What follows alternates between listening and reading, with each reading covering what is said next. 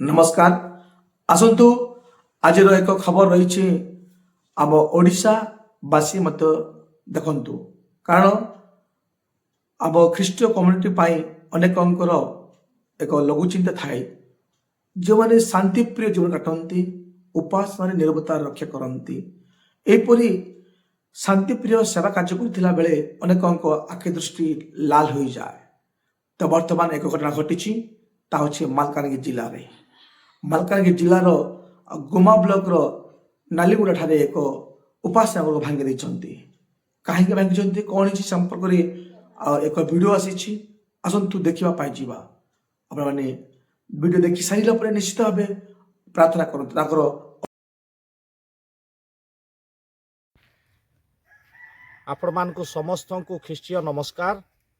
मालकानगिरी जिला ख्रीष्टियान समाज तथा अनडिवाइडेड कोरापुट ओडिशा प्रति ख्रीष्टियान समाज को दुखर सहित आपण मानकु जनावछु। गत काली मध्यरात्रि रे गुमा ब्लॉक निकटस्थ गटिगुड़ा नालीगुड़ा ग्राम निकटस्थ गटिगुड़ा रे एक अभावनीय दृश्य घटना एटी घटी जाइछि जाकि आमको कहवाई भाषा मिलूना। दीर्घ वर्ष धरी ए ग्राम रे ए मंदिर बा चर्च निर्माण करा जाइथिला, एठी प्रार्थना चलीथिला। गत राति रे दुर्बृत्त माने आसी योजनाबद्ध भाव में आगरू से माने एहाकू योजना करी आसिकी संघबद्ध भाव में आमर एई भव्य मंदिर को भव्य चर्च को संपूर्ण भाव में चकनाचूर कर देइछन्ति, संपूर्ण भाव में याकू भांगी देइछन्ति। आमे याकू मालकानगिरी जिला ख्रीष्टियान समाज तरफ तत्संगे संगे कुड़मुल गुमा अंचलर बुद्धिजीवी महल रे आमर ख्रीष्टीय समाज तरफ दृढ़ भाव में याकू आम माने निंदा करुचु। आमर भरोसा आ विश्वास मालकानगिरी जिला प्रशासन उपरे अछि। आउ वर्तमान आम माने जो माने यही कांड घटाई से विषय रे एक लिखित मेमोरांडम स्थानीय थाना भारप्राप्त अधिकारी ऑफिसर को आम माने दौछु।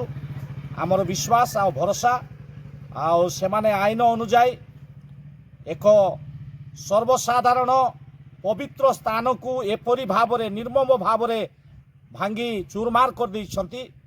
आईनगत दृढ़ कार्यानुष्ठान ग्रहण करिवे बोली मालकानगिरी जिला ख्रीष्टियान समाज तरफ आम मानकर अनुरोध आम मानकर दाबी रहिबो।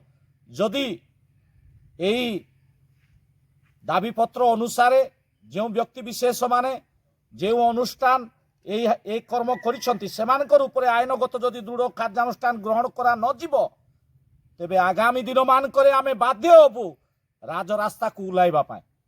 सेतिपाई मु आपण मानकु समस्त को ख्रीष्ट समाज बुद्धिजीवी सम्मानीय प्रभुंकर अभिषिक्त दास मान को मंडली मान को अनुरोध करुछि स्थानीय मंडली पालक आ ए अंचल निमंते आपण माने दया करी समस्ते प्रार्थना करिवे।